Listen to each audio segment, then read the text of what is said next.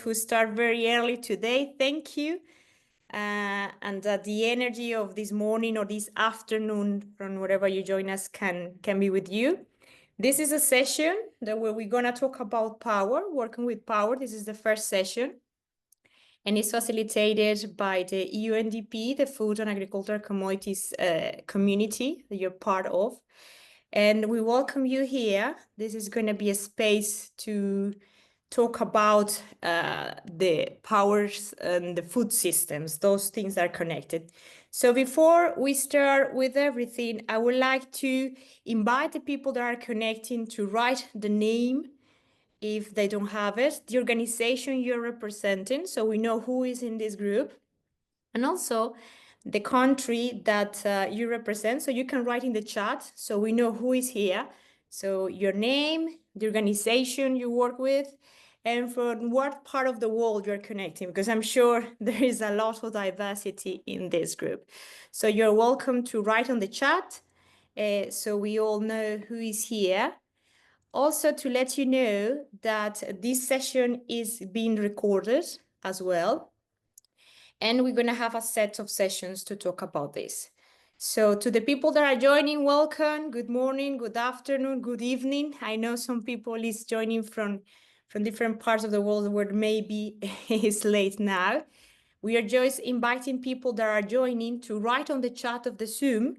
Where are you joining from? Your name, your organization, so we know. I can see here is a colleague from FAO. Nice, Laura, welcome. And you're connecting from London. That is very early as well. And that's nice. Mongolia, I think it's afternoon right now in Mongolia. So welcome. And the people that is connecting from other parts of the world, welcome to this session. And you're welcome to write. Italy as well. We have people from India. Marvelous. I hope it's a nice warm weather over there. Great. So let's start with this. And what are we going to do here? So there's this session is a process of co-creation. This is not just about us, the facilitators that I'm going to present you in a moment. It's also an opportunity to create with people from different parts of the world. So we invite you to join this space, to be here and be present.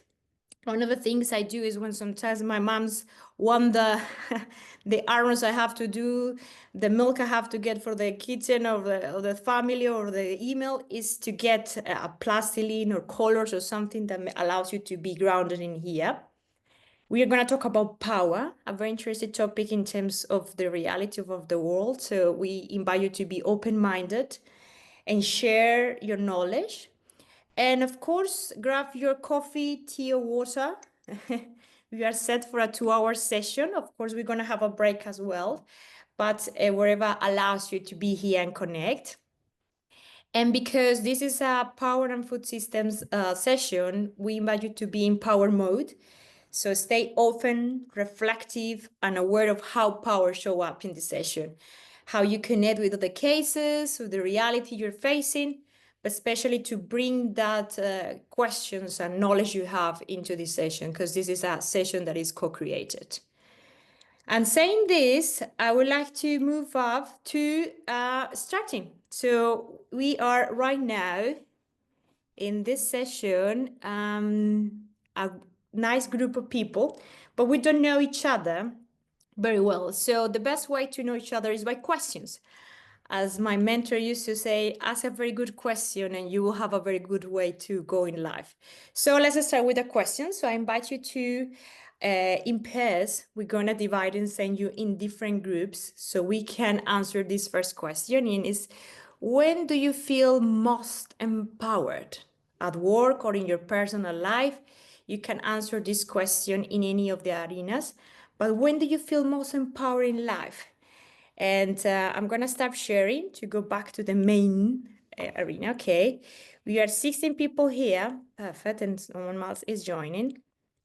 So we're going to send you in couples maybe, and another group is going to be of 3.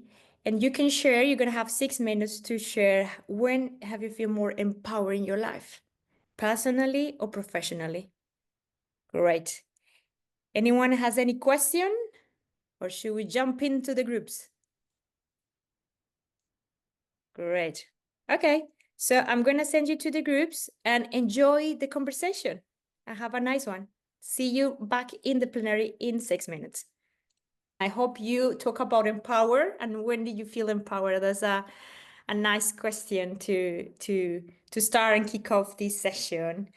I see everyone is here. Hope you have a nice conversation. So everyone, welcome back.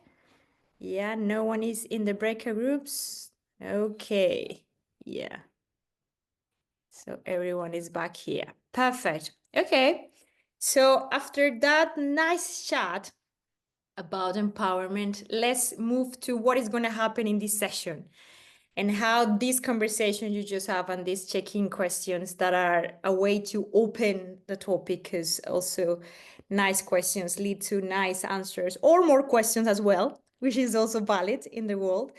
So let's go through to what is going to happen in this session. So let me share my screen with everyone so we can take a peek of what are we doing here. So the first thing is we are in 4 sessions. So this is the first one, the whole made a month. We're going to talk about power. And at the end, what we expect that you will have at the end of this session is, of course, this is meant to be a practical power tool designed for action, not for paralysis. So we want something that you can apply in your different arenas, in the different levels of context, and gain a clear process of how to move from power analysis to strategy. So how to bring this information, the power blocks, the enables, and the act in concrete entry points in different levels of work. Third, this is reflected on both external and internal dimensions of power. So we're not just going about power outside, like something that is like a magical power. We're going to talk about power in the systems, especially in food systems. That's the topic we are here for. We're going to talk about the roles of the different actors, the agency, the influence, the change in terms of power. And the idea is to test this approach in real multi-stakeholder context using realistic case scenarios. So the session is designed to have theoretical concepts about power in food systems. And then we're going to move to a more practical exercise I'm going to explain in a moment. And the idea is to take insights to home, to you can apply in your own country and the commodity you're working on, the system, the food system you are working.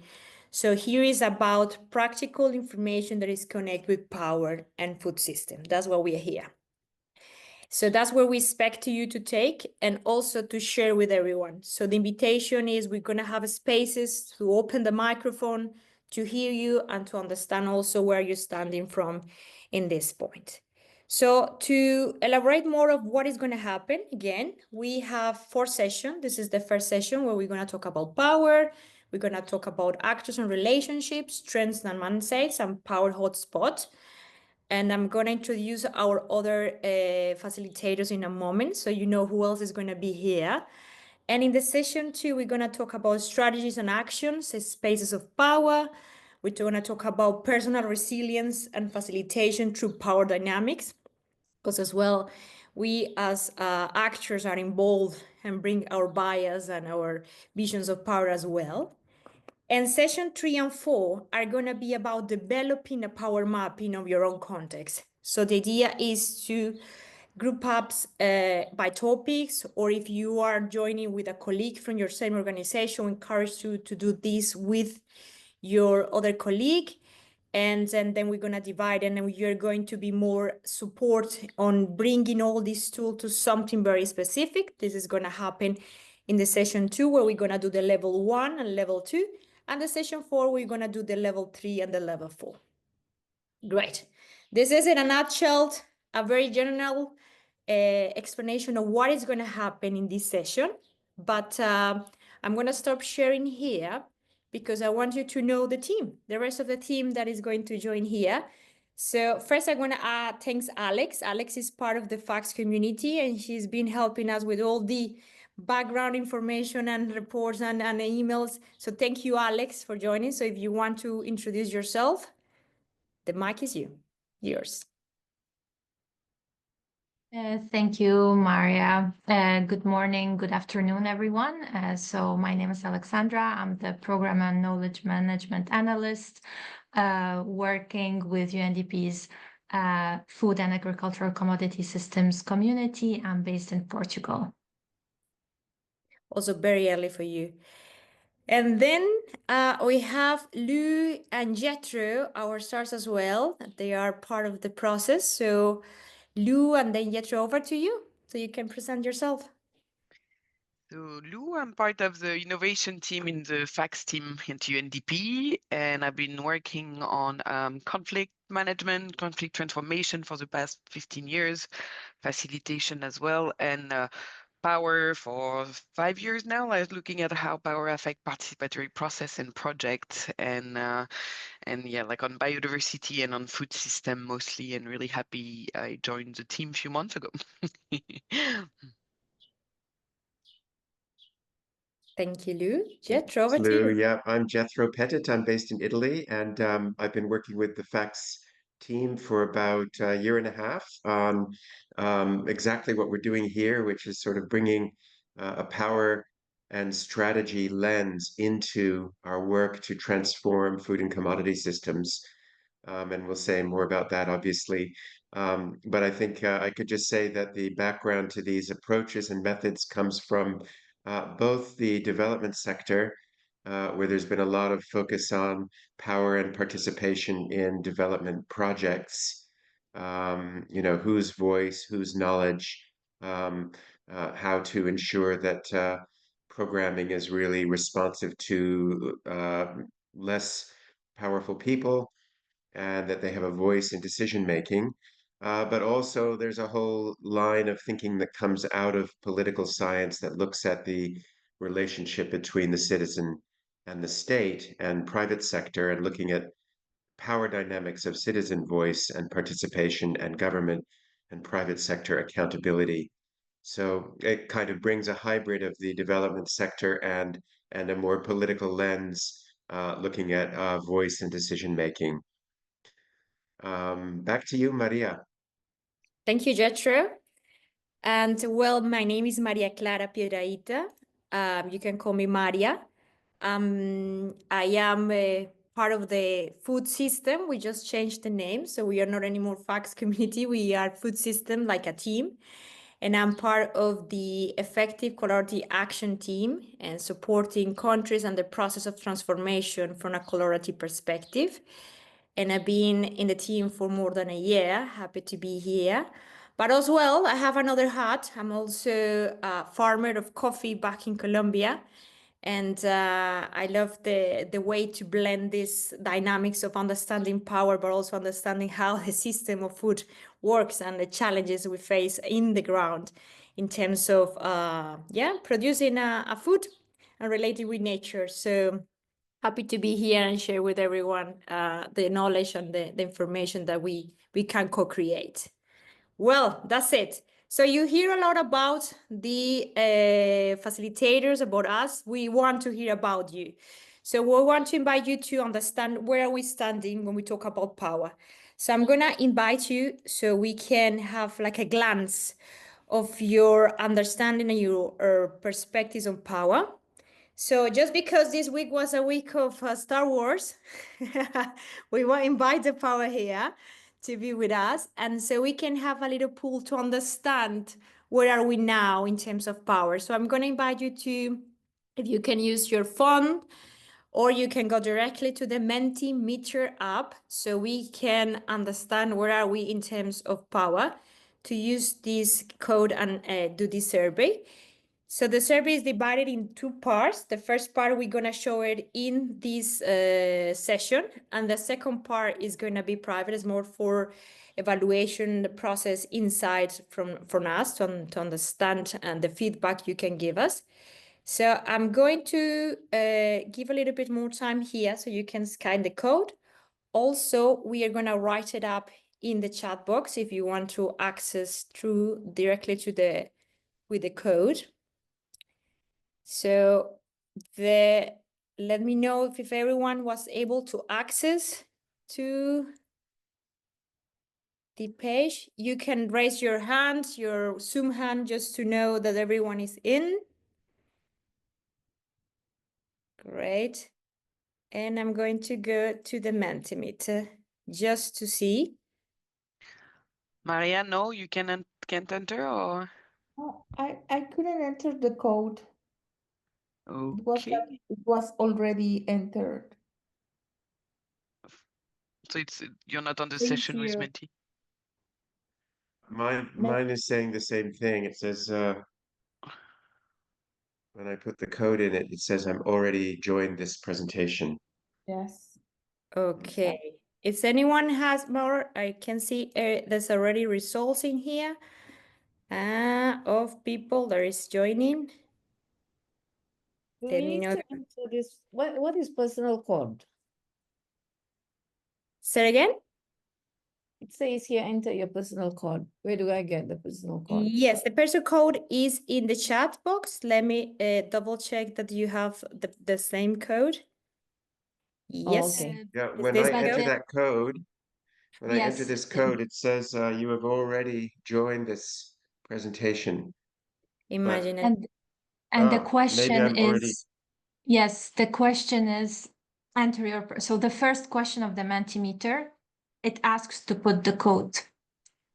So let me share the screen and I'm gonna share what you're looking at. So Maria, we it's are because it's the code from the folio country, but like this one you can skip. Yes. I'm gonna skip this side. So you're gonna go to this, enter your personal code. So you have to create a code. And You then create so your we own know code. exactly. So you Okay. can create your own code. And then you can, let me show you here. And then that's the way we are going to, just to follow up the process of what you're doing. So skip, okay, I'm gonna share. Give me a second, so you can go in here. So now Okay. it's giving me instruction for the code, the first two letters of Perfect. your mother's name. Excellent. Okay. Yeah, and then you can Perfect. enter it. Excellent. And let me present it in here. Great. That's it. So can everyone see my screen? So you're looking at this. So the first is that you create a code with this information, the first two letters of your mother's first name, the specific day or number of your mother's birthday, and the first two letters of your father's first name. For example, EM16PA, okay? And then in the following, you can write the code. I'm not gonna show this. So I just wanna know if everyone is in the same tone. Are we going in the same way? On your screen, you're still in the first page of the Menti. Perfect. So that's normal, right? Yes, and we already Okay. have 30 response, so that means people Okay. rate it. Great. Perfect. So we are on board. So here we have the participants. We have Mongolia, Malaysia, Geneva, Italy, France, New Delhi, Vancouver, Malaysia. Wow, that's great. And then I'm gonna go to the first one. What kind of food system are you involved in? So we have many different ones. And we also have... We don't see the result, Maria. If you're Oh, showing the result, we're still on the first one. Yeah, probably because, you perfect. know, still when you share in presentation mode online, it doesn't Great. show. Here Let we me... go. We see Now you it go? now. Yeah. Perfect. Wait, let me take it here. Okay, now can you see it? Yeah. Okay, let me see if you can see it like this to put it bigger. Yes. Look, great, perfect. Great. So we have palm oil, coffee, cacao, beef, and soya. We have agriculture-based food system, sustainable palm oil production, meat and dairy, different ones. Great. I can see a wide variety of food environmental policies. Nice. So we have legal instruments to change the demand side of food supply. Example, taxes of unhealthy food marketing restriction, procurement, school nutrition, and standards. That's very interesting to understand how power dynamics can go into food environmental policies. That's very nice to see.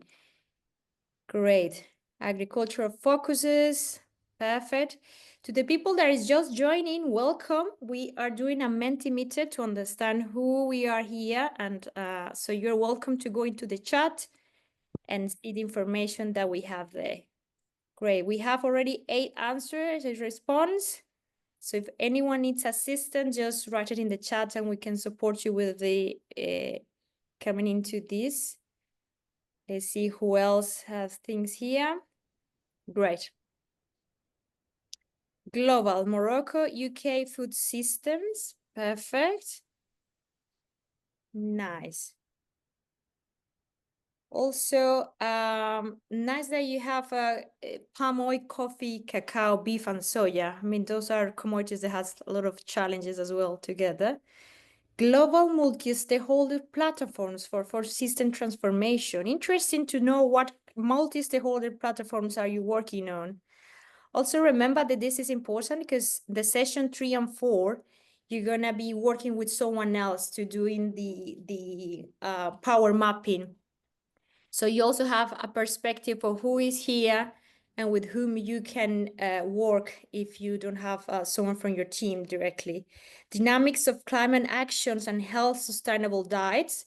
This is very interesting, very connected with these food environmental policies. Also with this global Morocco UK food system and with the global multi-stakeholder platform for food transformation. And meat dairy is also connected with this system here, palm oil. Perfect. Great. Fantastic. So I'm going to continue to the next question to see. So the next question is, have you encountered any power dynamics and challenges in your work on food system? And there's a very straightforward yes. So definitely there's a clear need and request on things of how power dynamics and challenges in food system, definitely. And definitely there is a 0 no. So absolutely yes on this. Thank you. And then we ask another question and see. We ask if yes, what kind of dynamics or challenges have you encountered? And we ask you to rank them in order of importance, being what is the first thing that you encounter in terms of dynamics of change, of challenges. So we have here, and it's changing, nice. While people get to this question, I can see. Right now is influence of more powerful actors or stakeholders behind the scene. What is related with lobbying, setting the agenda, gatekeeping, and control access. And we have also dominance of more powerful actors or stakeholders. Oof, it's changing. Perfect. I'm just going to read the options. Less powerful actors, difference of basic values, goals, or worldwide among actors. Great. But I want to give a more time to see who else is asking this. So I'm just going to go back and see what all their programs we have, whether commodities we have here or kind of food system. Commercial determinants of health with food systems, global One Planet Network Sustainable Food System Program. Great. We have a very interesting group here of different perspectives. Great. So I'm going to go back again. Everyone agrees that there are power dynamics that are challenging the work on food system. So I'm going to go back here and see who is leading in terms of challenges you are encountering. Dominance of more powerful actors or stakeholders. Interesting to know who are those actors or stakeholders. Different values, basic values, goals, or worldview among actors or stakeholders. And the third rank is less powerful actors or stakeholders that lack access or representation. Interesting. And then less powerful actors, lack of voice or influence. Nice. Well, we're going to talk about this when we are talking about the mapping of actors. So interesting to see how you are looking at this. Dominance of more powerful actors or stakeholders, different basic values or worldview, and less powerful actors and stakeholders. Great. I'm going to move to the following question. So how do these power dynamics or challenges affect or impede the progress of your work on transformation and sustainability of food systems? And there's a strongly responding here, and someone says regularly. So definitely this is tackled as an important and is growing strongly. Some will say regularly, others strongly. Great. I see. Just to let you know, Maria, quickly in the chat, Julius is telling us that he works on international dialogue on sustainable food system for youth, women, the elderly, and disabled people. He couldn't enter the Menti, so that's another interesting things to do on power and food system. Thanks. Perfect. Thank you, Lou. Yes. And of course, if someone else couldn't join the Mentimeter, you can write it in the chat. And from there, yeah, we can definitely get the information. Interesting. Strongly can be the first thing is dynamic, how these dynamics change or impede the progress of your work. And it's interesting to see what is in there. And it gets bigger, the strongly and regularly. Okay. Then to the last questions of this sharing screen is, if yet, what kind of methods, tools, or approaches have you used to understand or address power dynamics? So we have power analysis and mapping, active participation, multi-stakeholder roundtables, multi-stakeholder process, and stakeholder mapping and multi-stakeholder process as well. It will be interesting to understand what kind of power analysis and mapping are you doing as well. Political economy analysis, yeah, great. Also, enable vulnerable people to participate and able to contribute to decision table. It would be also interesting to know how you're bringing their voice into these arenas and how you're leading with this power imbalances. And try to decentralize dialogue. Interesting also to understand more what is happening there. And what kind of a stakeholder mapping process also you can bring to the table. Power analysis, great. Okay, considers a variety of process. Observation, nice. Yes, you need to first to understand the things in order to be able to address them. Great. Okay, so I'm just going to stop here. The next questions I will ask you to answer. I'm not going to share it, but they are for the purpose. There are 5 questions. I'm going to stop sharing here. We're going to ask you if you finish the rest of the questions. There are more internal for the process of feedback. And I'm going to stop here because we have now a big overview of who we are here and things. So with this in mind, I would like to know, I don't know, Jethro or Lou, if you want to add something about the comments before we move to the following. Okay, great. Just to note that Julius has said they've used outcome mapping in the chat. Perfect. Great. Great. And thank you, Lou, for putting the rank of the challenges, because we're going to go back to them in a moment to connect it with that. Great. So let's go back to the presentation and let's bring all this shared. Thank you very much for your sharing with us. And this is very interesting to have to understand who we are here. I'm going to go back to the presentation right now. And just let me know that everyone, sorry for that. Let me go to this one. So we can go back and understand how we can connect this with the information that we have in terms of power. So I'm gonna go back to the presentation. Sorry about that. All right. Perfect.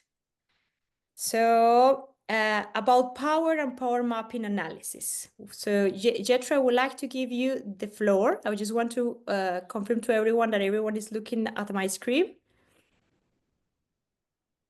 Yes. Perfect. So let's go into the topic to connect this information. So Jethro, over to you. Thanks, Maria. And I just wanted to say welcome to those who have just joined. I think a few people have just come into this space.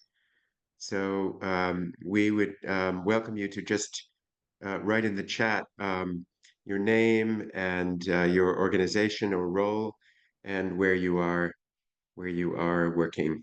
That would be great. Then we can get to know each other, and you can maybe look back on the chat and see who else is here.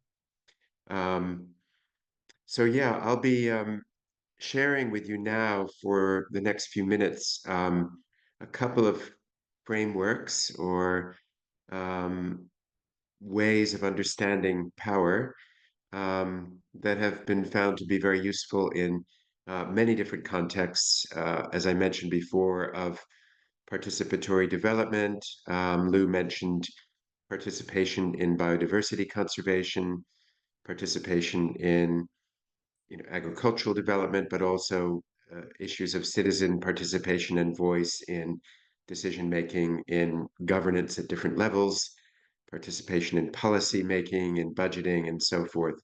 So we have a bit of a hybrid of ways of looking at power that come both from a kind of political lens or even political economy lens, and one that also comes from a community development or development lens. So it's a multi-dimensional approach that we're going to be sharing. Rather than taking any one particular definition of power, we're going to be looking at many definitions at the same time. But we hope that you'll find these frameworks simple enough and useful enough to apply in your work. As Maria said, the point is to help us understand power so that we can act on it and navigate it and make a difference, be strategic, not just to have a very detailed analysis that can lead to the paralysis of analysis. So we really hope it will be useful and practical. And I think we saw in the survey that we did just now many different dimensions of power in the ones that you ranked. Some to do with, values and ways of seeing the world, others to do with dominant actors having more access or influence than less powerful actors. And other dynamics that have to do with identity, gender, race, ethnicity, etc. So I think we've already seen in your own answers, these many different dimensions of power at work.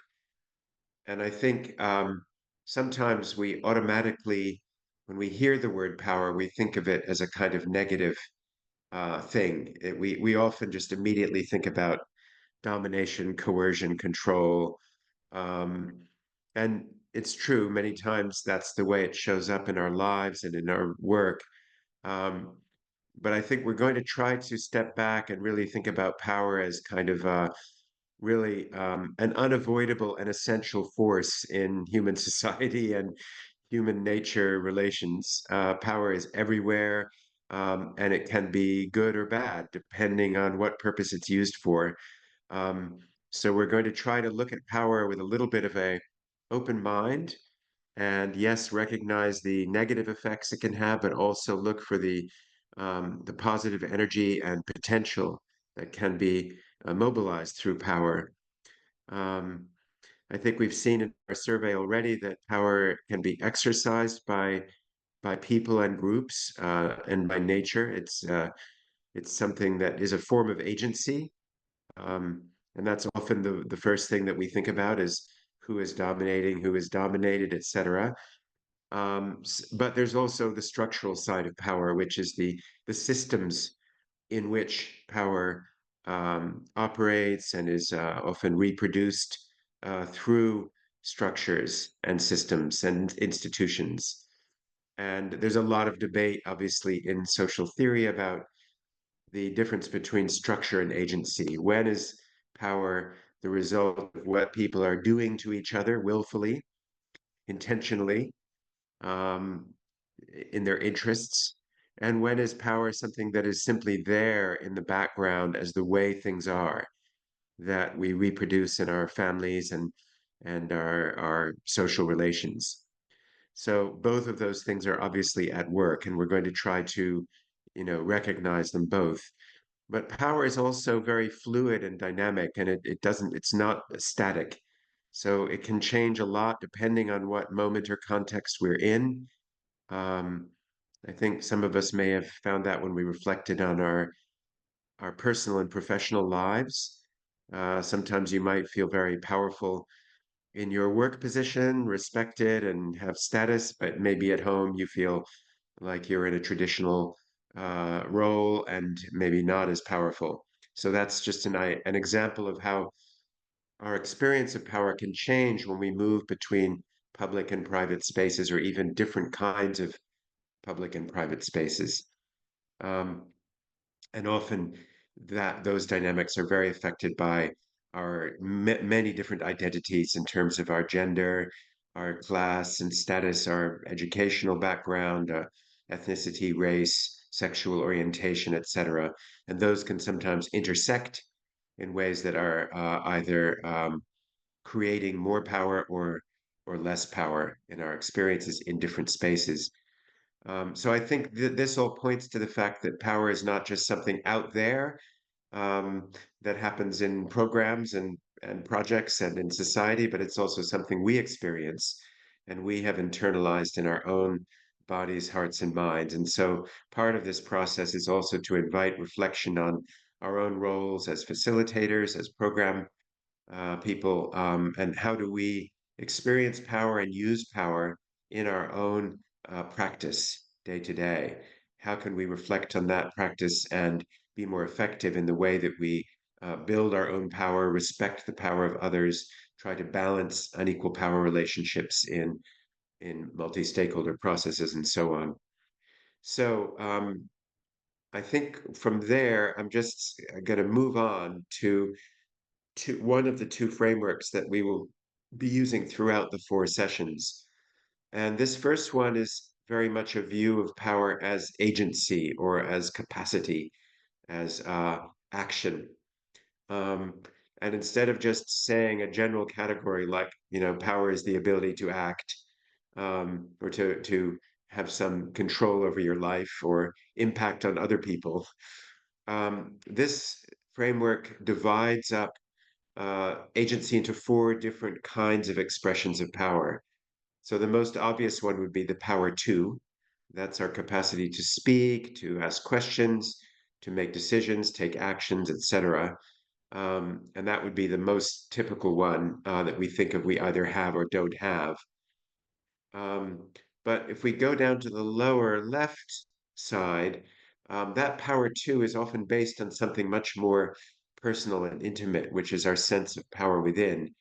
And if we don't have a sense of dignity and self-worth, that we are a person who matters in the world, that we don't have confidence and empathy, or we are somehow categorized as being less important by society, that power within will affect our power to.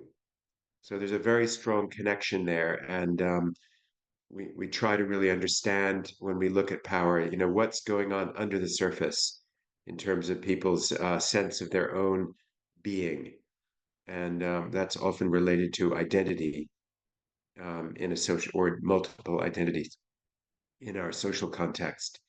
Um, and then you can move to the upper left, which is about what happens when power to is collectivized. And, that's the classic collective action. Obviously, when we are um, working together toward a similar purpose and intention, that collective strength and mutual support can be much more powerful than if we act alone. So I think that's a very obvious one and surfaces a lot. And obviously, that's the intention of a lot of these multi-stakeholder processes, is to get people onto the same page and working for the same purpose, not against each other. So power with is very important. And then the last one, lower right, is an interesting one and has not always been there in this framework, but recently myself and other colleagues working with this have added it. And it's more about what is the power for, because all of these other powers can be used for any purpose. Um, they can be used for better or worse. We see all kinds of groups mobilizing their power within, their power to, and their collective power for all sorts of purposes, which we can categorize as good or bad. So these forms of agency aren't necessarily positive. They can also have negative effects on equality, on inclusion, on justice, on sustainability. So the power for is important, which is what are the vision and values and worldview that we are harnessing our power for? Can we articulate the goals that we're aiming for and the values behind them in a way that mobilize people to share those? And obviously, here we're talking in a normative sense about goals of equity and inclusion and sustainability. Um, so that's an important piece, and it's a form of power in itself, as we'll see later on when we talk about the different ways that is expressed in the form of narratives, values, messages, and visions. So this is one framework, and it's a lot more, as you've seen, about agency. And then we'll go to the next one, which we're calling arenas of power. And this has sometimes been called dimensions of power. Um, it includes both agency or actors and structures and systems behind them. And the iceberg is kind of an analogy, it's sort of a metaphor, because an iceberg is an interesting creature that is much bigger underwater than above water. And we can only see, as the phrase goes, the tip of the iceberg. And underneath, there is often the mass of the thing is not even visible, but it's very much part of it. And we can think in the same way of a tree with roots. We see the fruits, but we don't necessarily see the roots or the underlying dynamics that are creating that plant. So this is the idea, and we move from the top to the bottom, from the more visible forms of power to the less visible. Although sometimes the less visible things can be very visible. So it's not always invisible. Um, so the first one, I think, is something that maybe the first two, I would say, come up a lot in political economy analysis. And this is really the power of actors and their interests and their positioning. And the first category of visible is the more, let's say, formal side of decision making, making the rules. It's what legislatures do, what boards of directors and companies do. It's laws and policies and budgets, and the decision making that goes into them. And often that visible power is exercised by powerful players, but um, frequently with some degree of representation or accountability. So it isn't necessarily bad, but it's something that we try to hold to account and influence and ensure that it is acting in the interests of everybody, but it doesn't always work that way. As we know, a lot of these visible power spaces can be very closed and very elite and not accessible to other voices. So that's the visible power field. And then behind the scenes, just under the water, you can see it, but it's a little bit hard to see, is the hidden power. And that is the agenda setting activities by all kinds of actors, public, private, religious, civil society, all sorts of actors who are mobilizing behind the scenes in their interests to shape the agenda, decide what is on the table and what is not on the table, shape the decisions that are made about that agenda, and also in many cases, gatekeeping. So controlling who is in the room and who is not in the room, and keeping out perhaps voices that, keeping out the other opinions and trying to bring into the room the opinions that you would like to see expressed. So it's often called mobilizing bias. And we see it everywhere. It's lobbying, advocacy, um, all kinds of communication activities, campaigning, but also it can take a dark side in terms of corruption, bribery, coercion, threats, and violence, which is sometimes called shadow power. Another form of hidden power that's a little bit more, say, illegal, the activities of organized crime or paramilitaries, and so forth. So that's also kind of under the surface. So that's very much about actors and what they're doing intentionally to shape power and get what they want. But then if you go further down, you'll find that a lot of that is happening in a field of values, beliefs, dominant or prevailing ideologies. Sometimes we call them narratives. And these are sometimes actively promoted. They could be, people using propaganda or education or the media to propagate a certain worldview or certain values, but it can also be self-reproducing in the sense that we reproduce a lot of narratives and beliefs, say in gender relations, in social hierarchies, and class structures. A lot of the assumptions that are made, say about the economic system in the world. That would be a form of invisible power because it's kind of taken for granted. This is the way the system works.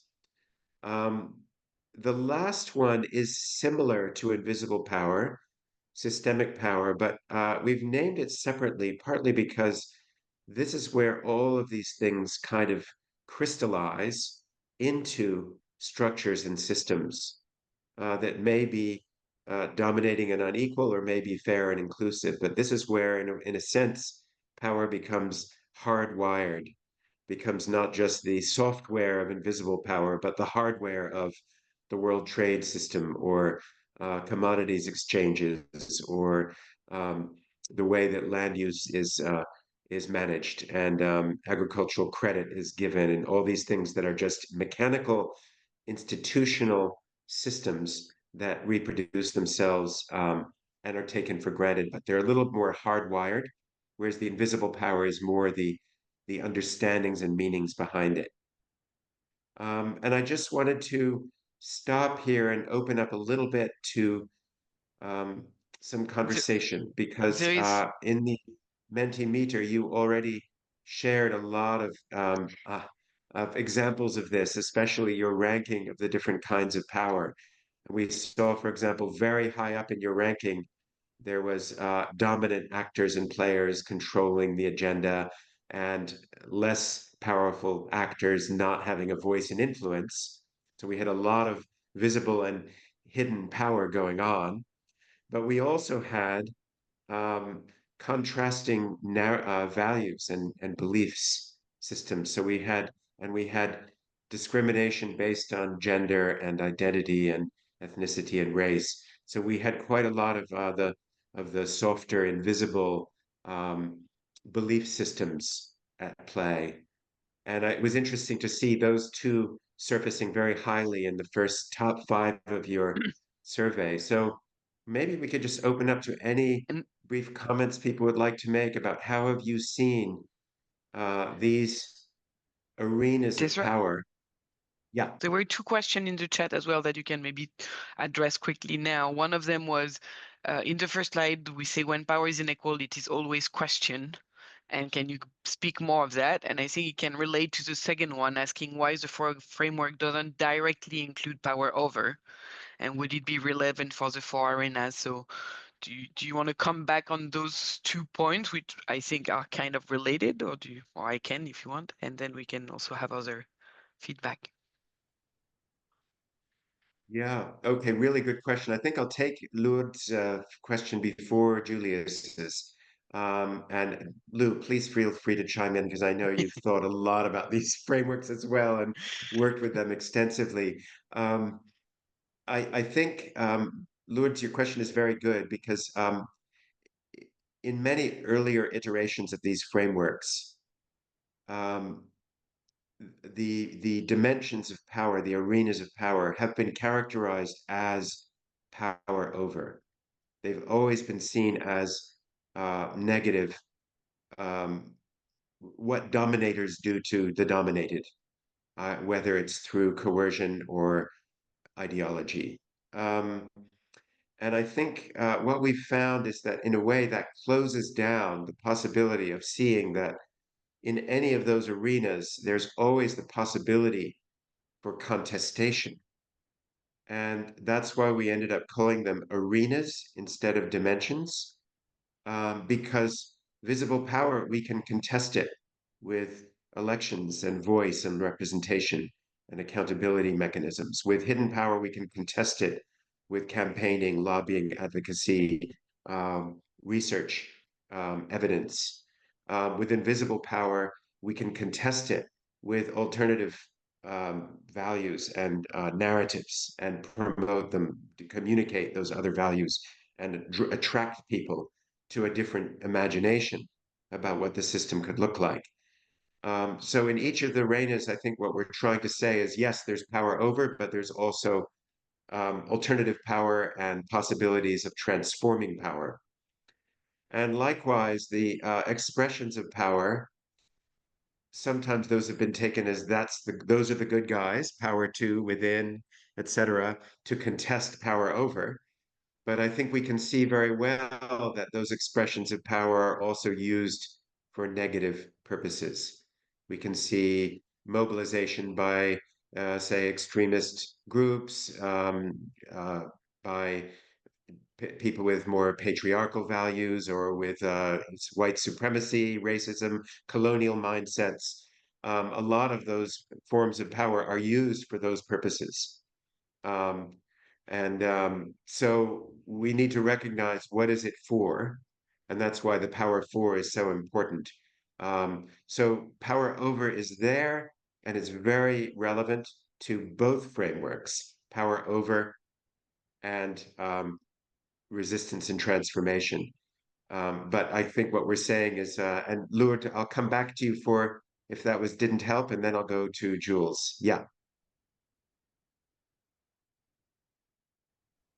Sounds great. Thank you. Lourdes, do you want to say something? Yeah. Oh, is it all right? Because I can also, it definitely helped. I just wanted to share that one of the questions we've grappled with, if I may, is that we ourselves being part of the system influence that system. And there's always some debate about whether we're the neutral convener, working as FAO.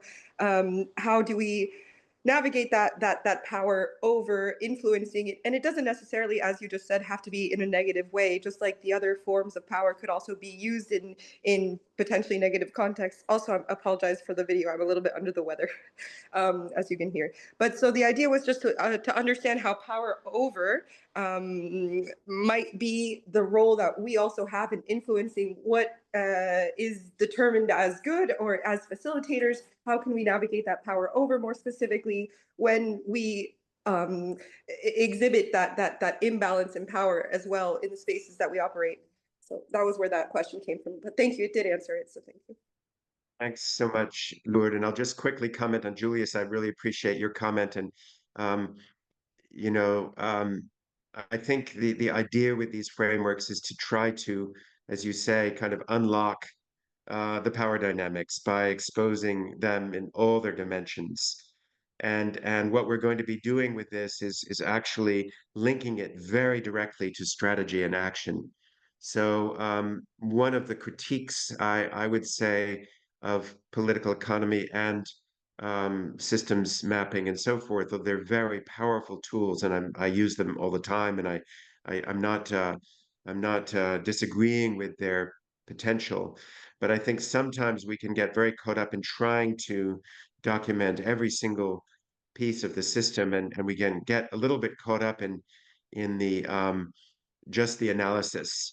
And so what this tries to do is take a slightly less detailed analysis, so you move a little bit more quickly and really based a lot on our knowledge and observation together with a team of people, just mapping out what is going on in the system, taking whatever evidence you have, maybe from earlier political economy and systems mapping kinds of exercises, stakeholder mapping, but then move right into strategy and action. So the so what do we do?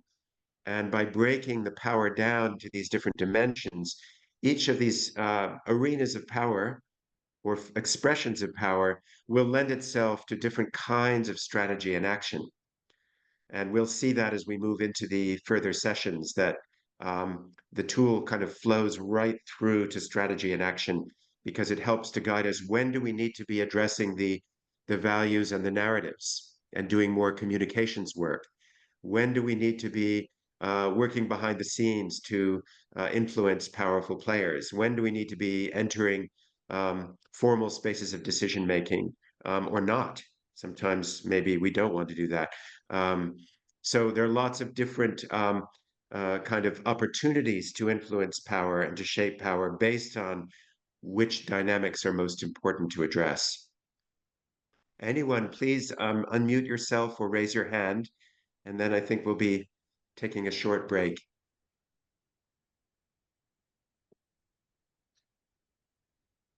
There is, oh yeah, Laura, go ahead, because I was Kathleen? about to come back on your comment, but maybe you have like built on since. Go ahead. Yes, thank you. So my question to the first slide was, if you could speak a bit more about when power is unequal, it is always questioned, because I don't know, I'm wondering whether there's instances where actually the alternative powers are not that possible. But then when you spoke to Lourdes' question, I thought, okay, maybe they are actually possible, but they are hidden. I don't know, I'm thinking about women in Afghanistan at the moment. This came up to my mind. And then I wanted to actually ask you if you could little bit go into the difference between power, hidden power and invisible power, because in a way I don't know, a bit blurred for me the difference. Thank you. Well, I just answered in the chat I think it's a good point. Yeah, I don't think unequal power is always questioned. Maybe it's more hopeful thinking. I think what we're trying to say maybe is that these arenas of power are always, can be contested, but they aren't always. You're right, absolutely. Sometimes the structures are so deep and um, it's either too dangerous to question them or it's so dominant that we just take for granted this is the way things are. We're like the fish swimming in the sea and we don't know what water is because it's just everywhere.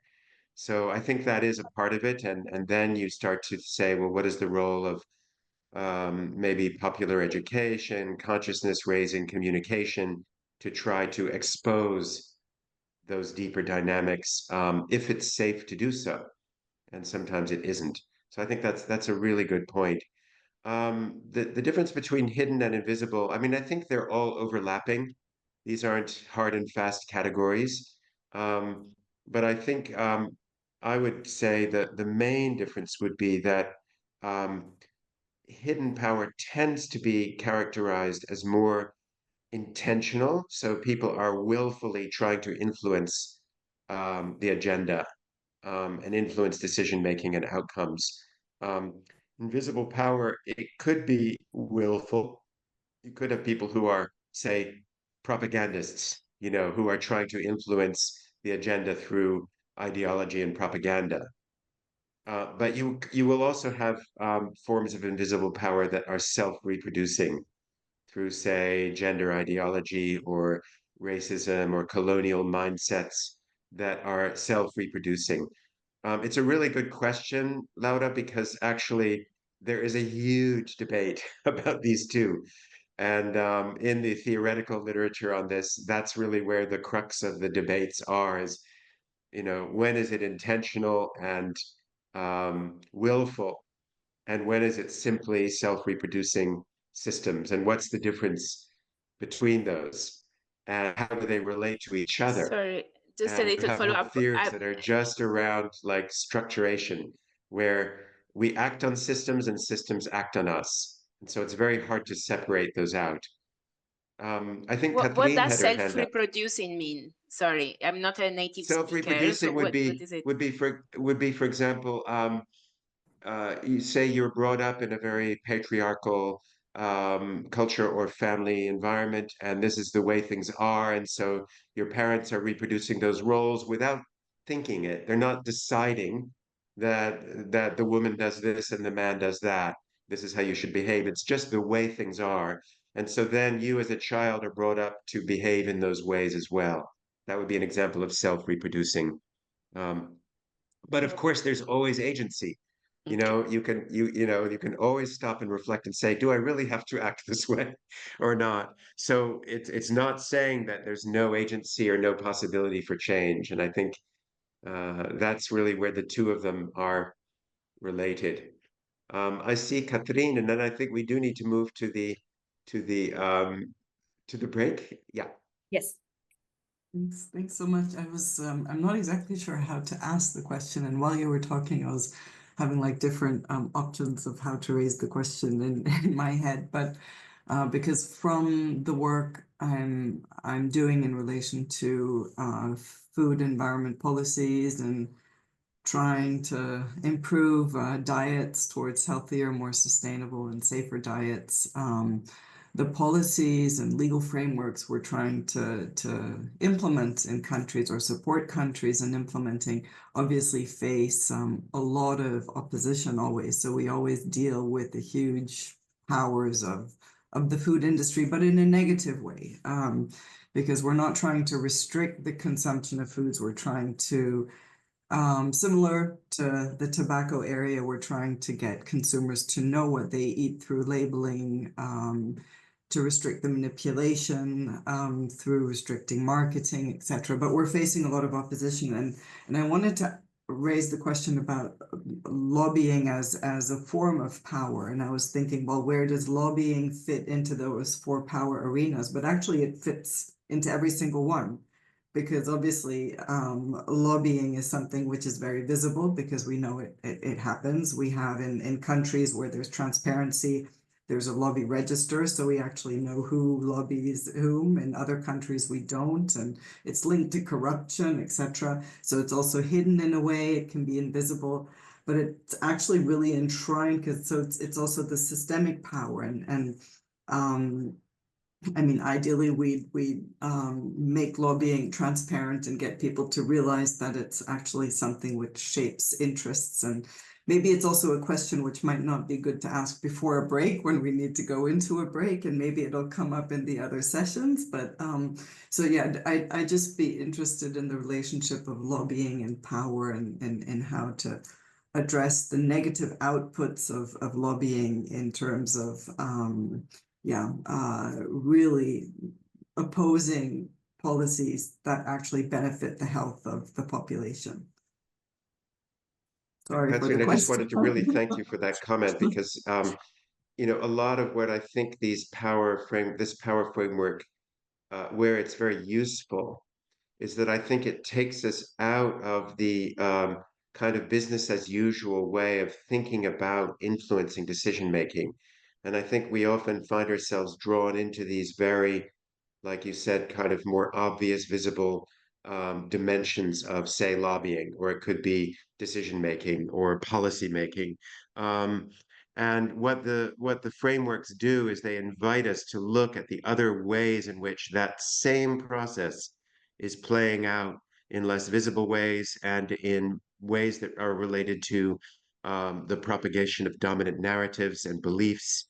How do those belief systems and the values behind them shift in order to then shift what is happening in those formal decision-making spaces? And you know, I think Julius's comment just now about, you know, the human dimensions of power, you know, and the psychological dimensions of how we understand the world are really important here. And sometimes they get overlooked because we're so busy just trying to get a certain policy outcome that we miss the actual underlying dimensions. And sometimes we might even reinforce the system by simply lobbying around the way things have been framed rather than trying to reframe them completely.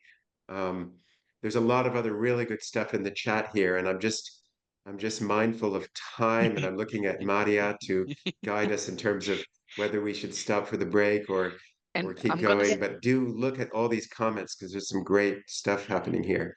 I wanted to propose you, Jethro, yes, because maybe we can have a 3 minutes break. We're just gonna, sorry about that, but we're gonna make it a little bit shorter. So we are here is 15 minutes, so 90 minutes we see here each other on the timer that you have in 3 minutes we see each other here.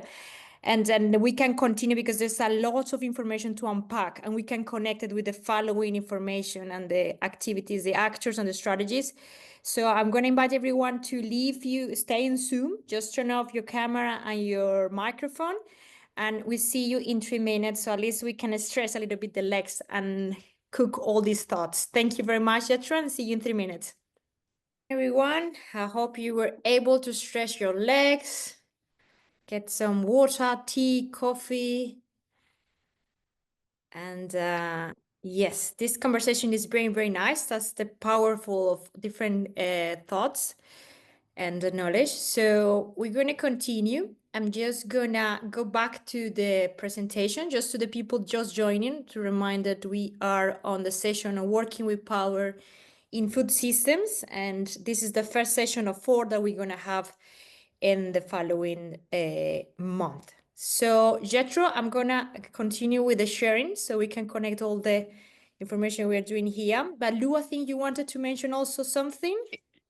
Yeah, as we're going to move to power mapping and like move away from the theory to power mapping, I just want to say, or in my experience, just go back a bit on my experience of using those framework. So I started working with Jethro a few years ago already, and at first working on power, I think it can really feel overwhelming.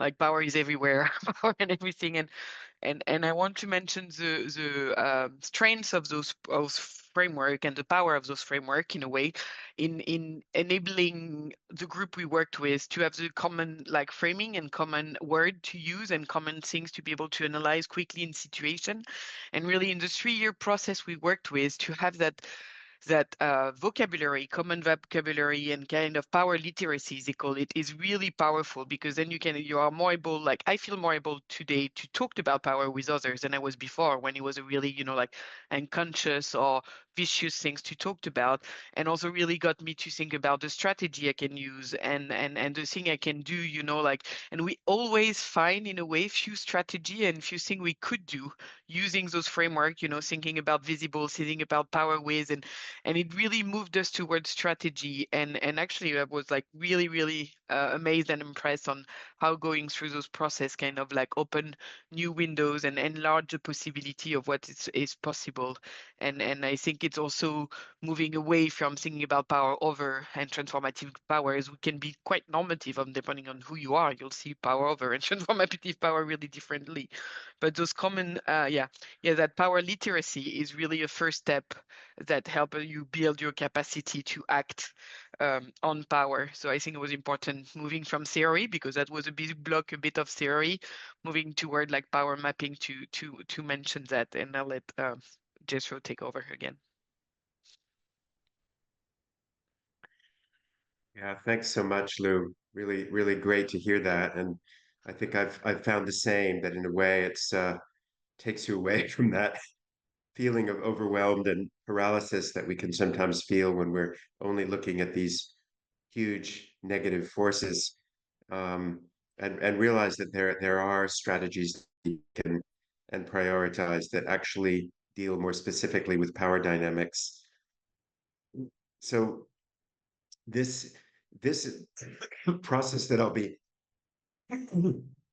or will be sharing with you, Lou, Maria, and I, is the main kind of tool that, in a sense, applies the frameworks that we just shared. So this is a practical way of using those frameworks, both to understand the power dynamics that we're dealing with and to come up with strategies and actions.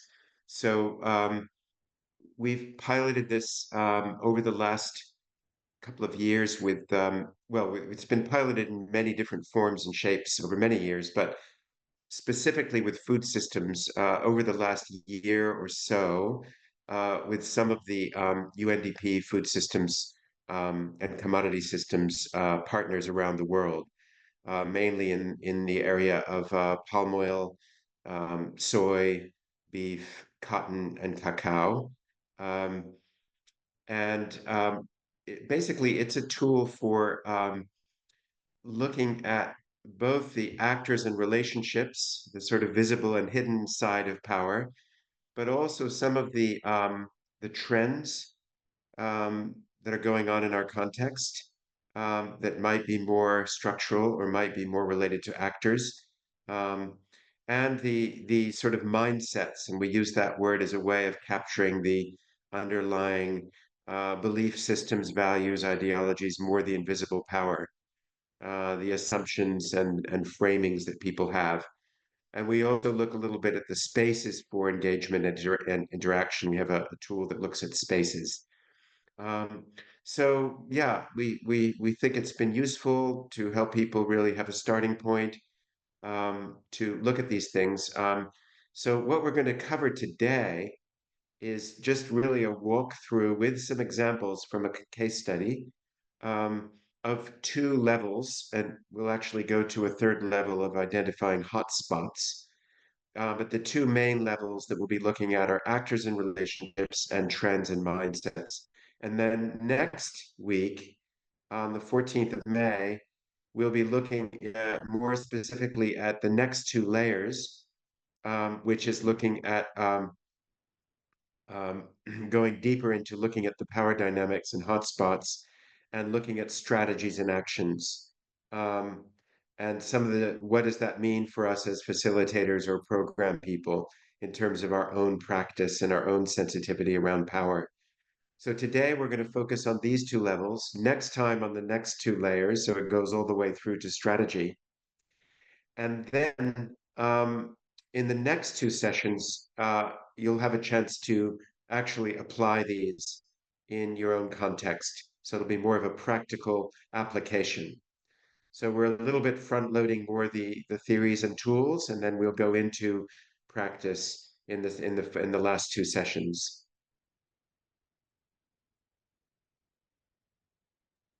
Great. I'm gonna skip this just to remind what are the challenges, but this is nice to just to frame what the next step is gonna talk about it and how we evaluate this group of 22 people that we are here. How we evaluate the challenges we're facing, and then this can be an entry point to understand how to lay out also the tool. So we already have the break. I'm gonna let to continue with the actors and relationship to talk what are going to be inside there. So over to you. I'll take it from here and then I'll pass to Lou for the next level. I know some people have just joined, so very warm welcome. And please don't worry, we will send you the previous slides and handouts so you can get up to speed on what we've covered. But we invite you to just share your name and your organization or role and where you're based in the chat, so we can know who's here. So this this first level really starts with something that's a little bit more familiar and easier to get a hold of, which is the actors and relationships. And this is similar to stakeholder mapping, to some political economy analysis. It borrows from some of those tools. And it's really just looking at who are the key actors and how do they relate to each other in your particular context. So we have a tool. We're going to be using a Miro board that looks something like this. And basically we have a field that goes from local to global, and we identify different kinds of actors. We use the yellow for government actors, public sector. We use the pink for private sector. We use the sort of purple or violet for civil society actors. The other categories you can use for partners or for other actors. It's really doesn't have to be exact, but this is what the way the tool is designed is to first of all really just name who are the key actors, and this could be in a multi-stakeholder process, in a particular food and commodity system, or in a particular, say, influencing project that you're part of, because I know not everybody is working directly on systems, some are working on policy. So this is the first step. And then the next step is that we move these around and try to organize them according to according to their relationships. And we have some arrows that you can put in to map the way these actors are related to each other.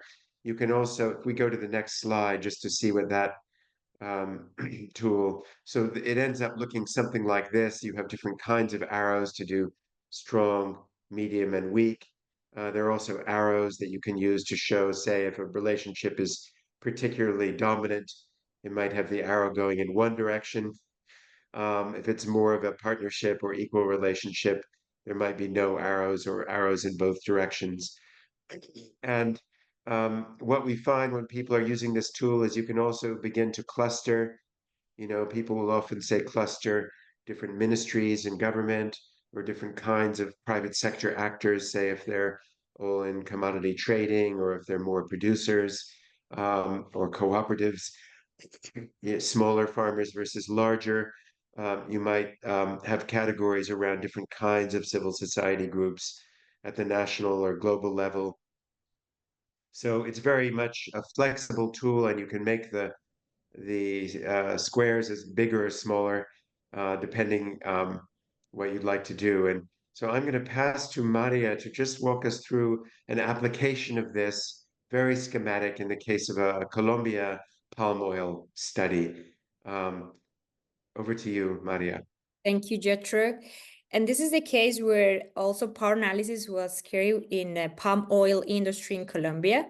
So Colombia is one of the top palm oil producers, and also is being spread out like a strategy to contrast the drug production and to even some economic issues in some areas of Colombia. But also is been growing and understanding how this production is affecting the region was an important issue here. So it was also connected with a strategy of peace building in terms of the transformation of the production of drugs and going back to palm oil. Now, the reality in Colombia is the sector is divided between large plantations that are growing more, but also smallholders. And there is a federation that would have a lot of also power and influence in the territory.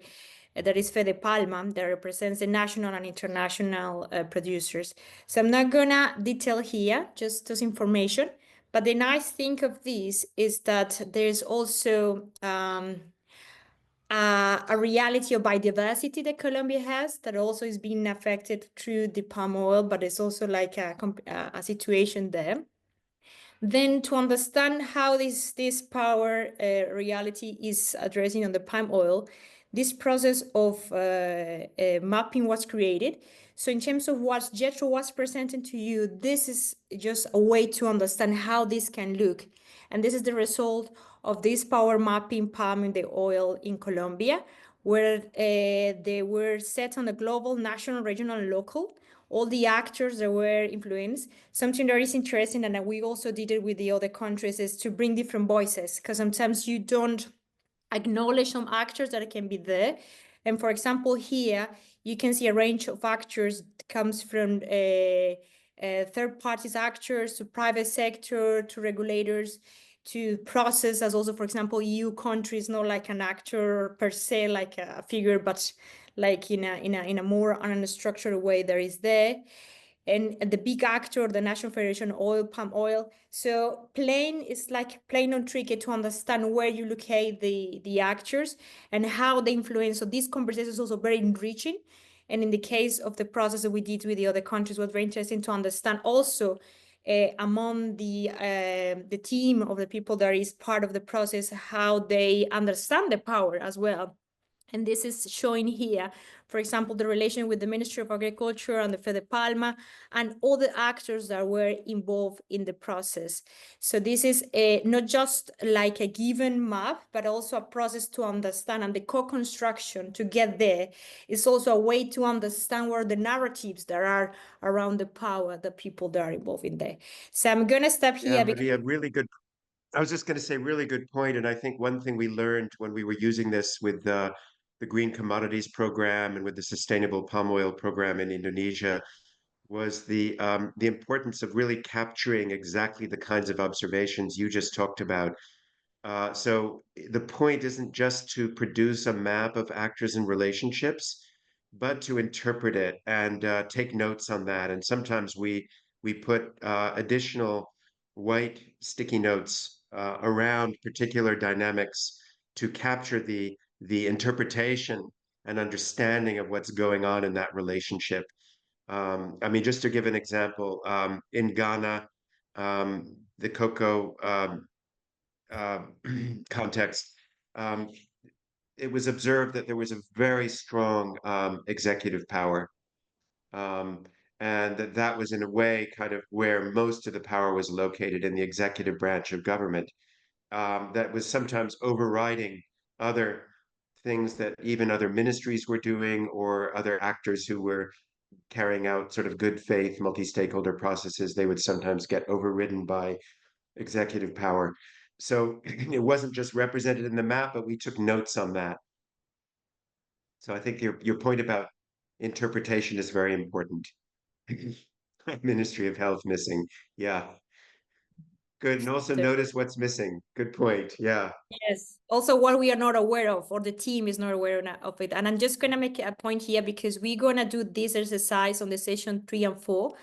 It also can be interesting that you can understand who is in this group, because you might want to join someone else from different organization that is also aligned with you and have a perspective. For example, on the policy regulation of food, it would be interesting to work with someone else now here, just to understand from different countries where are those power realities and mapping.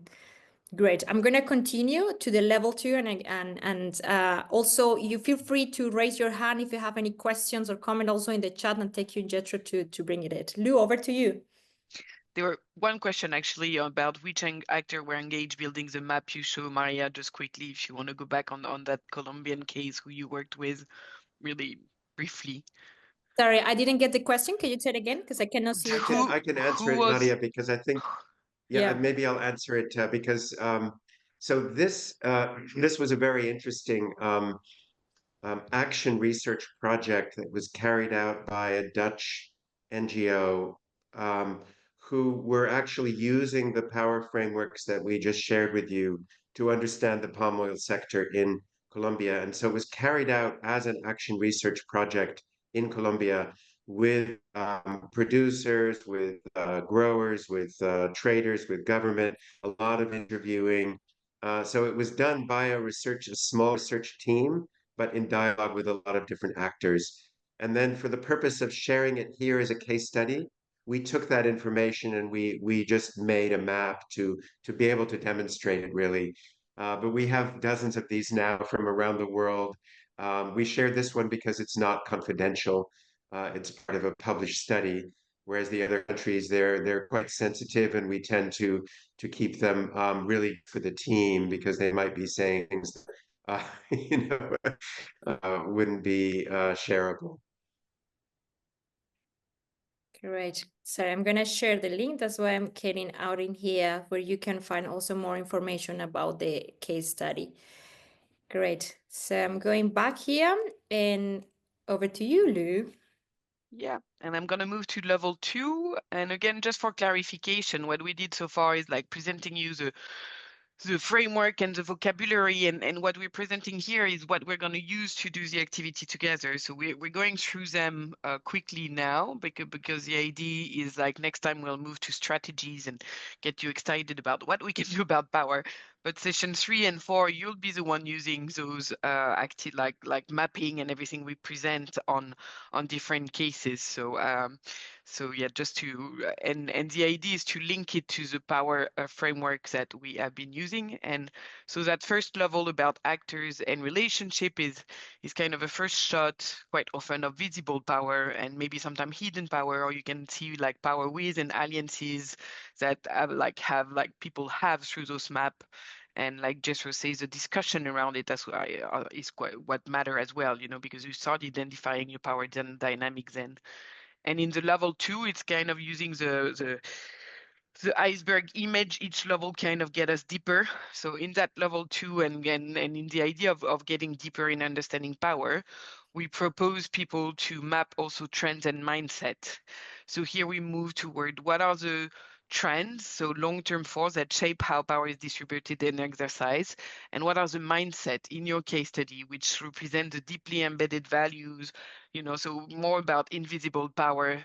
What are your value? What are your narrative? What are your beliefs that influence how people perceive power and change? And those trend and mindset we know reinforced, like the trend reinforced dominant mindset, and that's when they are reinforced, that's when power is hard to change, like it's when it's difficult to come out of it, and that when you go deeper and deeper under that water level and go towards those invisible and systemic power. So we also need to think about when shift can happen and what trend and mindset support change. And that's, the second step as well. Every time we try to think about, okay, you can think about it negatively, and there is trend in food systems that really lead to supporting the business as usual. So, like a trend that will support business as usual is the conflicts you could have over land. And I will go back to the example of Colombia, but, land ownership is a trend that we know is going against marginalized farmer toward bigger company, and it's a trend that support business as usual. But a trend that would support change could is also there is also positive thing happening. Not always easy to see them, but we have to. And supporting change, you do also see change in policies, like weak policy trying to support more sustainable development of food. You could see trends in market, what people are buying, or those kind of trends. So this is where in this exercise we propose group working on the specific question to identify trends that support and change in business. And mindset is when you go deeper, and it's about those ideas, those common beliefs. So for example, mindset is about agriculture is here to produce, and I need to produce more and more. For example, farmers that are really attached to the vision of what is a good farmer, for example, good farmer. And supported change could be other mindsets that are coming in, other mindset about new value and vision of nature that we're trying to embed, place of yeah, those could be other mindset. And this is the example of the power mapping palm oil in Colombia that was done. So you can see example of thing we discussed. Lobbying by private sector is a trend that maintains the status quo quite often, because they are stronger at lobbying than those that support change. But maybe, in the future, it could also be a switch here. And of course, initiative, like a lot of you are working on participatory processes, trying to bring issue and be more participatory and have more marginalized voice here. This is supporting change, and it is a trend as well. It's growing. A lot of more people are doing it. So we can also see it as a trend that support change. And yeah, mindset could be worldview of domination. And things I already mentioned. So this is the second step we will invite you to do and work on in your power mapping situation on during the third and fourth session.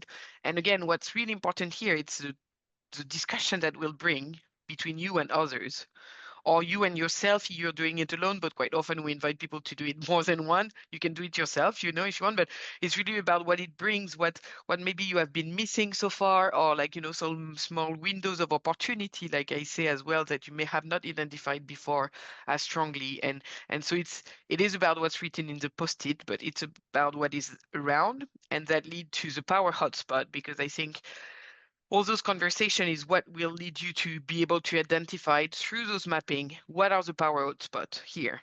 So power hotspot is a critical power dynamic which enable or disable change. That's where we want you to go and want you to work on at the end. Again, to avoid that kind of not moving. We really this is a process where we want to move toward change.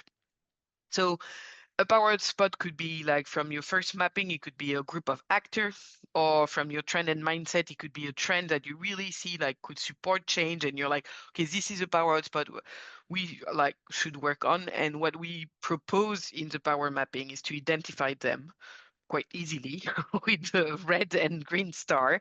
So you can put a red star to mark a power hotspot which are not supporting change, green star to those that are supporting change, and you can use the side size of the stars to see, okay, this is a big one, this is a small one, but it's a first step to prioritize where you want to put your efforts on, because that's something we're going to address next time also.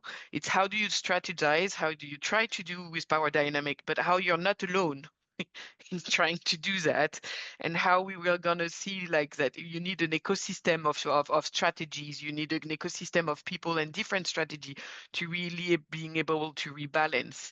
So those power hotspot is, you know, helping you maybe to see where you want to focus and what you could focus on. And for example, in Colombia, they talked a lot about maybe focusing on conflict over land ownership. If they can change that, they could change what's happening in palm oil industry, you know, and lobbying as well. Okay, lobbying is really something like a big power hotspot. And the next step we're going to present next week is not like saying this is a big hotspot.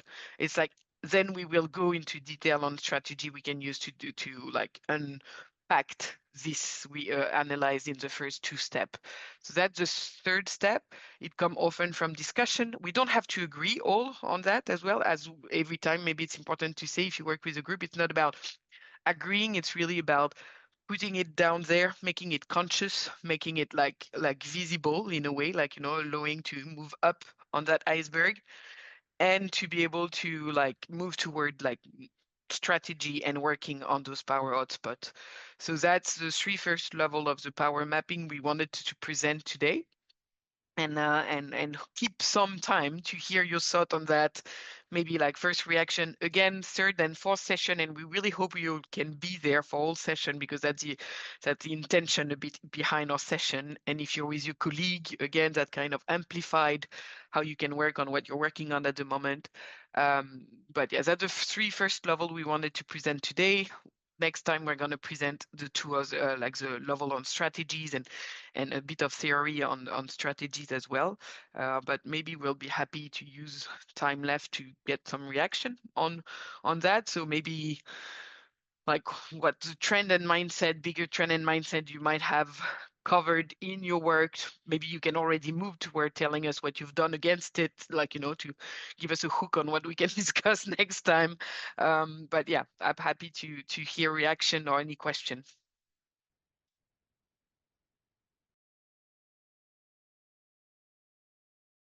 Also, Lou, I just want to elaborate on what you were saying. Well, we get the comments here is that also the there is like this the conditions that keep the status quo, but there's also the ones that are changing. And the other approach is also to give a lot of relevance to those that are changing or defeating the system.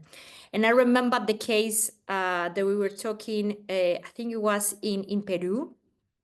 And one of the colleagues from Peru, they were mentioned about this artist process and how artists and bringing like new narratives to the territory around the farmers around the territories were bringing like a different perspective of how to relate with the nature and how to relate with the process of harvesting and producing. So those are also things that are very important because they're power, they're changing. And there are also another approaches to leverage over those power initiatives that not necessarily are connected with the process of the project that we are leading, but they are also something that it can be a way to bring change in a different way. That's like not just focus on the negative things or the things that are obstaculating the change, but also how to reinforce and give some voice and strength to those things that are also already making a change in the process. And sometimes it depends who in the process. For example, in this case of Peru, the fact that one of the members was very on the ground and no understanding the system, he knew and have that information that was able to bring to the discussion and bring a different perspective of what are the power logics that are happening. And that's also very important. Just mention that. Great. Perfect. I don't know if anyone has any other question or comment. I see Laura is writing, looking forward to learning about the strategy to facilitate change and navigate power. Yeah, beyond analysis paralysis. That's definitely one of the limitation of this. Yeah, Katrin, over to you. Thank you. You know, just one question, because obviously looking at the palm oil case, health is very important, right? And we saw that in that stakeholder mapping, ministries of health or even NGOs working on health and the prevention and control of non-communicable diseases wasn't part of that. So I'm wondering, if you start with this stakeholder mapping, you obviously have an idea of what you want the stakeholders then to be doing, or what you want to achieve. Obviously, in this case, you want to achieve like sustainable agriculture, you want to achieve like fair trade. So you're looking at agriculture land use, you're looking at social impact, looking at small scale farmers. But when doing the stakeholder mapping, you didn't consider sort of the broader health implications, right? So obviously, when you start the process, you already have like objectives in mind, and if you are sort of halfway through, or if you're done with the stakeholder mapping and the process starts in a country, but then you realize actually by speaking to others, oh, we should have really considered these stakeholders. Is it an issue to add them later?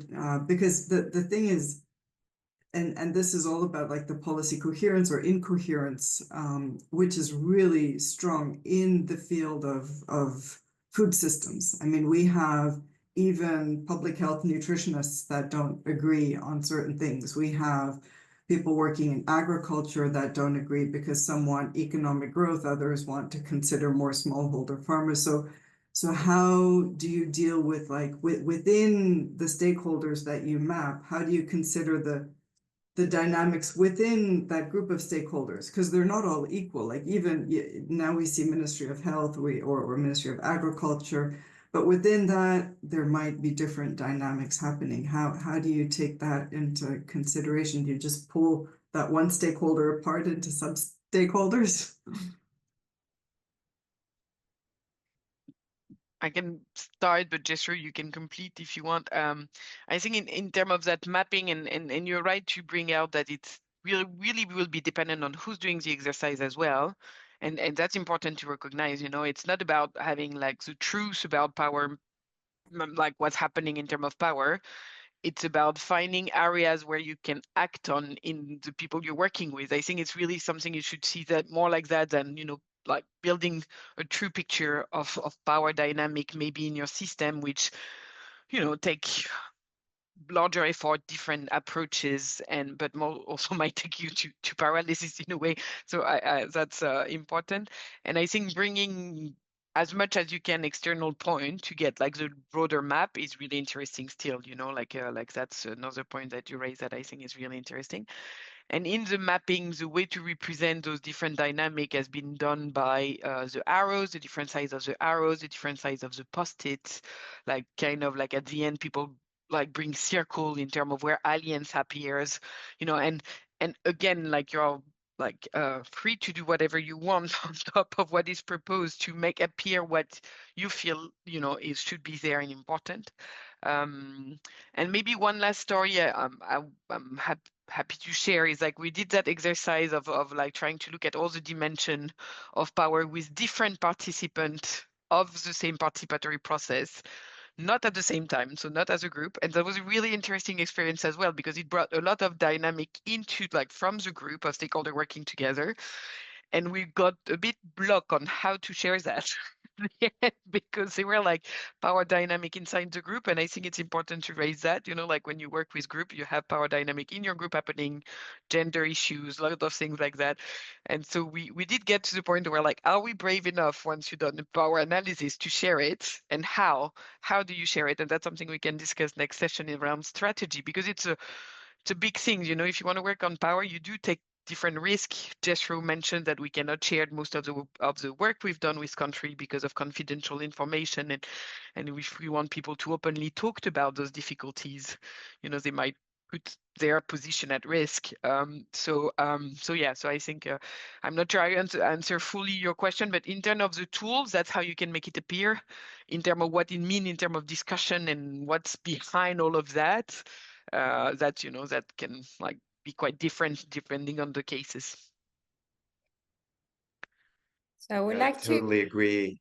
go Really, ahead, Jethro. just to quickly add that, it's a really good point, and I think there has been a tendency, at least in my experience working with, say, big bilateral aid agencies, to commission, a consultant to do power analysis or a political economy analysis or a systems map, and then feed it back to the agency. And I think there's a weakness there, which is that you're going to get the view of a particular group of consultants and maybe their networks of informants, but you're not necessarily going to bring in people who care about, say, health or biodiversity, or who are really connected with marginalized people.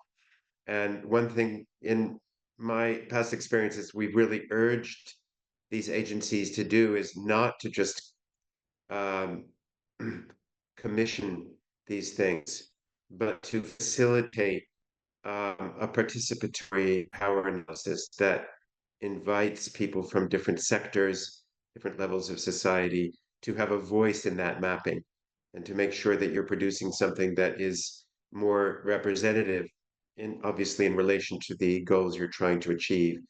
And I think it relates to Pascal's comment here as well, um, that you really have to try to get as holistic and inclusive as possible when you're doing this, and to do it in a way that brings in those different voices and isn't just commissioning a consultant to produce a report. Maria.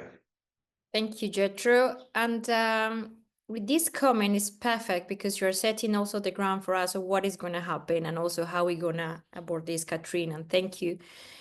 And this is the next session. We're going to talk about strategies and actors, so we can go in deeper on what you mentioned and how to bring these actors and the strategies in action, take into account those mindsets on those trends and those hotspots. So here's when we start to connect information.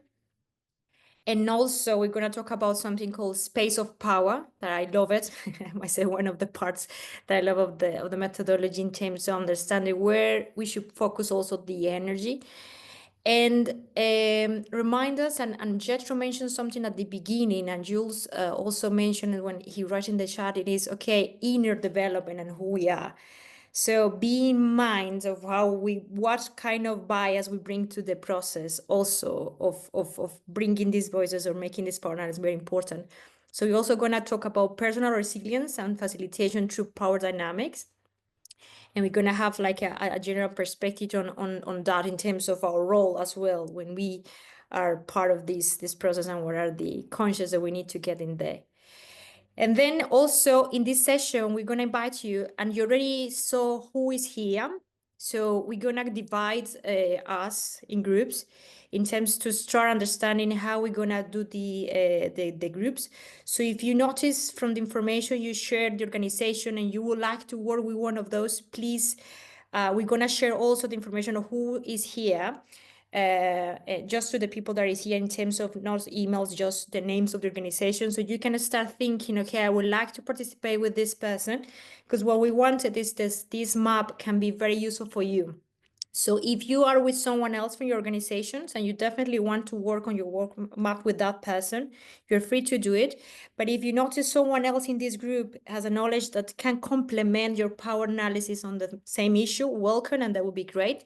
So on the session 3 and 4, we can move on this power analysis in a very interesting way. So we're going to share the names of the organization, just that in terms of confidentiality of the information. And we will see you on the 14th of May. Same time, same hour, with a delicious coffee or tea. Thank you very much, everyone, for this lovely session. I don't know you, but I really enjoy. And that's for today. So the power and the force be with you. And thank you very much for this nice session. Thank you, everyone, and have a nice day.